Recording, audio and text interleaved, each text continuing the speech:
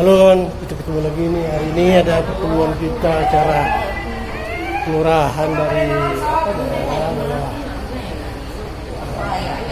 pertemuan khusus seminar ibu-ibu.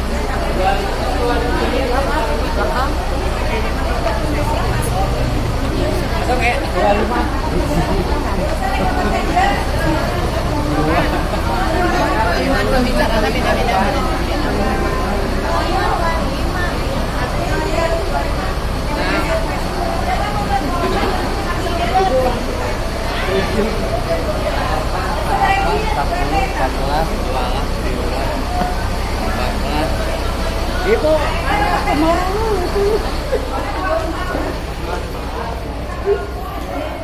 Jadi kita sekarang ikut seminar ini, pertama yang hadir adalah ibu untuk apa namanya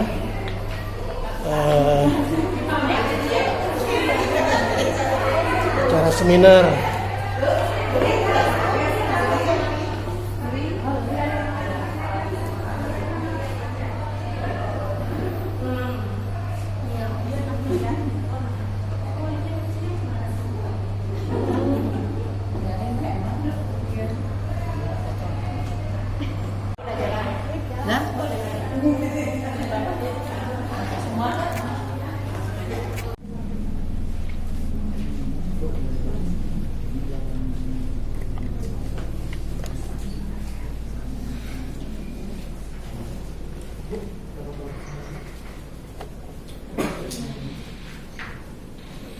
Sebelum kita mulai acaranya, kita foto bersama dulu ya Bapak Ibu. Silakan maju ke depan.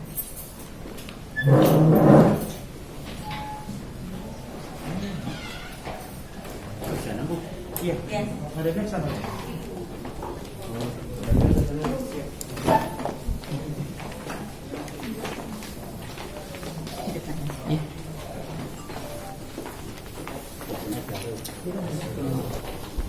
Ibu-ibu di depan, bapak di belakang.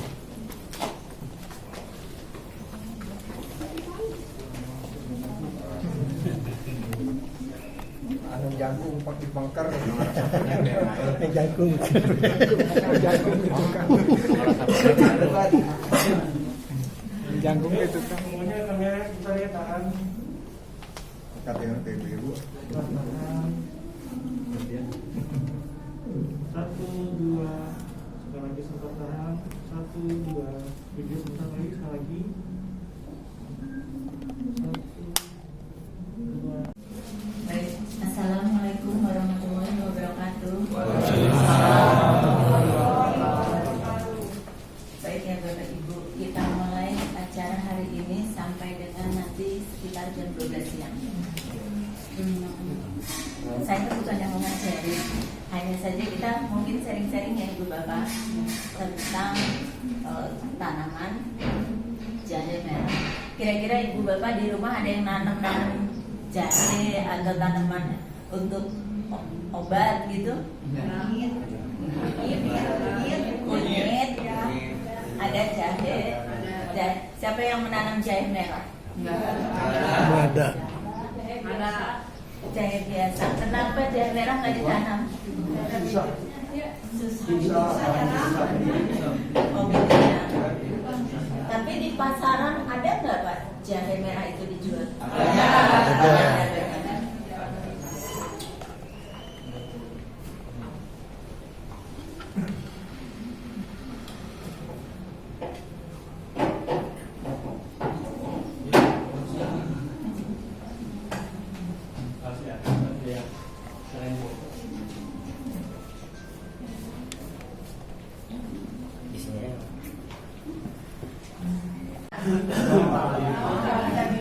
Mudah-mudahan ada bibitnya.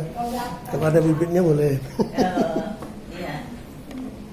Sebenarnya saya juga tidak membawa bibit, tetapi mungkin di sekitar Bapak dan Ibu, saya juga kalau di rumah nanam jahe merahnya dari pasar. Membeli di pasar, kita pilih yang tua, yang lainnya kita olah. Nah, yang ada untuk khusus untuk bibitnya kita bibitin lagi. Kita kalau membeli jahe di pasar, kita tanya, ini umurnya berapa? Umur apakah dia pada saat panen itu 10 bulan atau 1 tahun? Itu. Jadi kalau misalnya di atas 1 tahun itu bisa untuk bibit. Jadi kita bisa pilihin yang tua-tua. Seperti itu. Memang kalau di pasaran atau kita nggak tahu jalurnya, susah kita mendapatkan bibit jahe. Jahe merah terutama. Kalau untuk jahe yang lain mungkin agak mudah. Nah, Bapak Ibu, kenapa sih kita Bapak? Ya, supaya kalau kita misalnya ada keluarga kita yang sakit, tidak langsung ke rumah sakit. Jadi Pak bisa ditangani dengan herbal dulu, dengan P3K. Misalnya anak kita sakit perut, nah itu bisa diantisipasi dengan kunyit, jahe merah juga bisa, daun jambu. Ya seperti itu. Jadi sebelum kita harus ke dokter dengan obat kimia, lebih baik ditanggulangi dulu dengan yang herbal. Kenapa sih mesti herbal? Tidak mengandung bahan kimia. Satu juga efek sampingnya lebih sedikit. Jadi untuk kedepannya itu akan lebih sehat ketimbang kalau harus langsung obat dokter. Kira-kira tanaman obat di rumah Ibu ada apa aja? Banyak sarang. Belum ada Bu, belum ada. Belum Paling kunyit jarang-jarang lah paling kita. Kembangnya banyak. Ya. Kenapa Bapak nggak ada tanaman itu Ya rumah? nggak kepikiran pertama itu. Tapi tanaman kembang ada? Kembang ada. Ada kita nanam daun sop gitu. Tapi Bapak ada lahan atau tidak? Nggak ada, paling di pot dalamnya. Oh, di pot.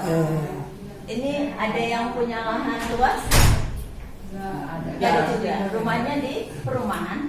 Perumahan di Kita itu udah rata-rata dia punya lahan, jadi untuk penanaman hanya di menggunakan pot lah gitu. Oh ya, walaupun hanya dengan pot, walaupun hanya dengan polybag, masih bisa kita menanam. Yang penting niat kita ya Pak. Ibaratnya, oh ya saya pengen punya tanaman ini.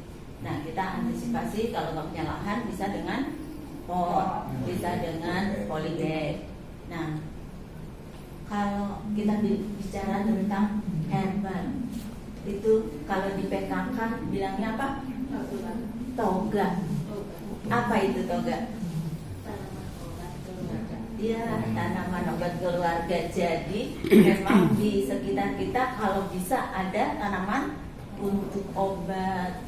Seperti yang tadi Ibu bilang kunyit, kemudian serai, kencur,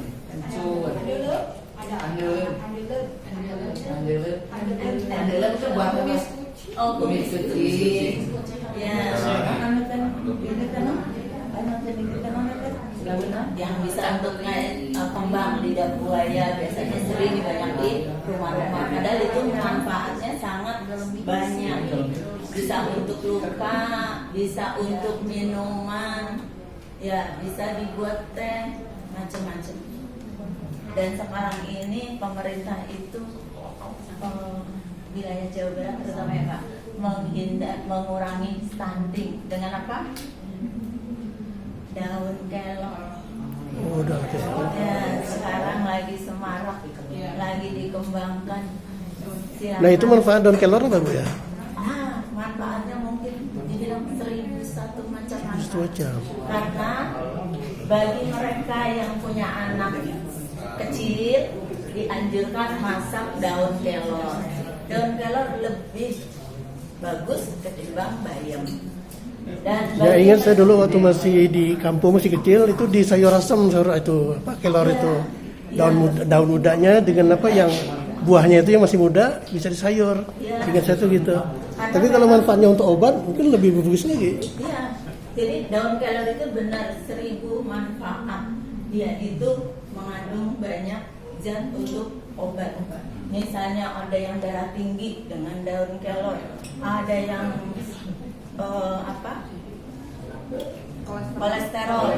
kolesterol pakai daun kelor juga, ada yang kanker pakai daun kelor juga, begitu Pak. Jadi apalagi sekarang pemerintah juga anak stunting kasih sayur daun kelor tuh sekarang.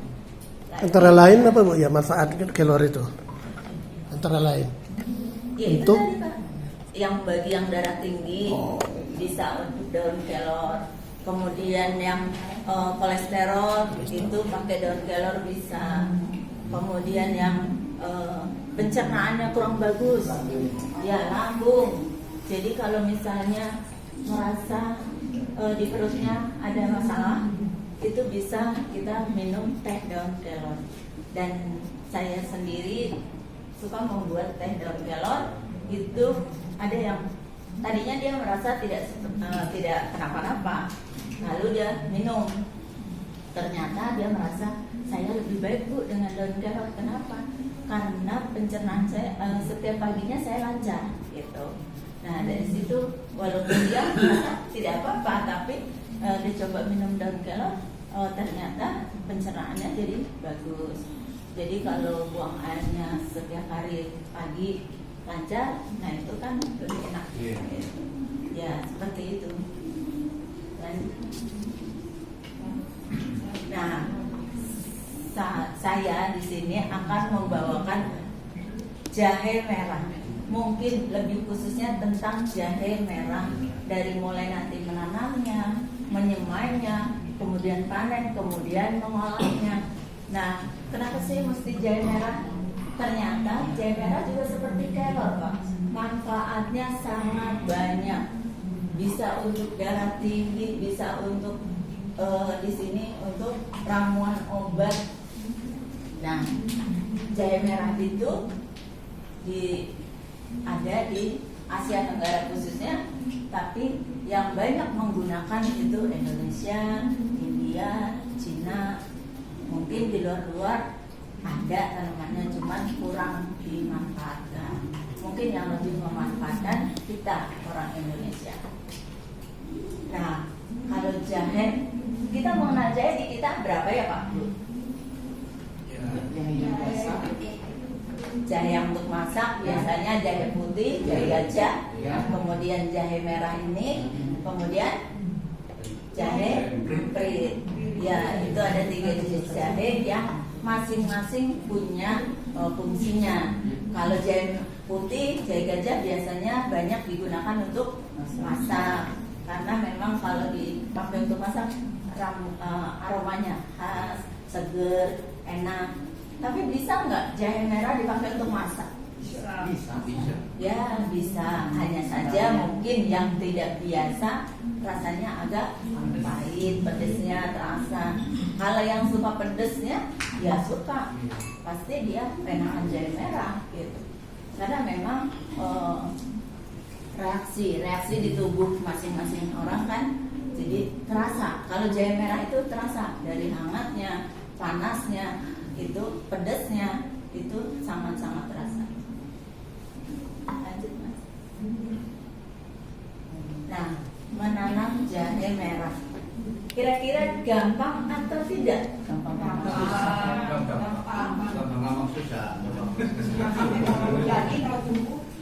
Hanya saja mungkin sebenarnya gampang, hanya saja tidak punya bibitnya, medianya tidak ada. Ya mungkin nanti setelah dari sini oh ternyata bisa nih kita menanam di polybag seperti itu. Kira-kira bakal menanam? Bakal. Ya, insya Allah ya Ibu Bapak. Mudah-mudahan dari sini nanti semangat untuk menanam jahe merah. Nah, nanam jahe merah itu memang gampang sebenarnya. Itu kalau kita tahu jahe merah itu hidupnya di seperti apa. Jadi hidupnya jahe merah itu maunya di panas matahari. Ya, jadi panasnya mesti optimal, di atas 70% dia harus kena panas. Kemudian penyiramannya, airnya harus seperti apa? Apakah dia banyak mau air atau dia sebenarnya tidak mau air? Airnya itu dia hanya sedikit, tidak mau basah-basah, apalagi sampai becek. Ya, seperti itu. Ya, penyiraman, kemudian pupuk. Nah, pupuknya, medianya seperti apa? Nah, kalau sudah tahu medianya nanti yang kita pakai, kemudian pupuknya, nah, insya Allah deh, ibu bapak di rumah pasti bisa menanam.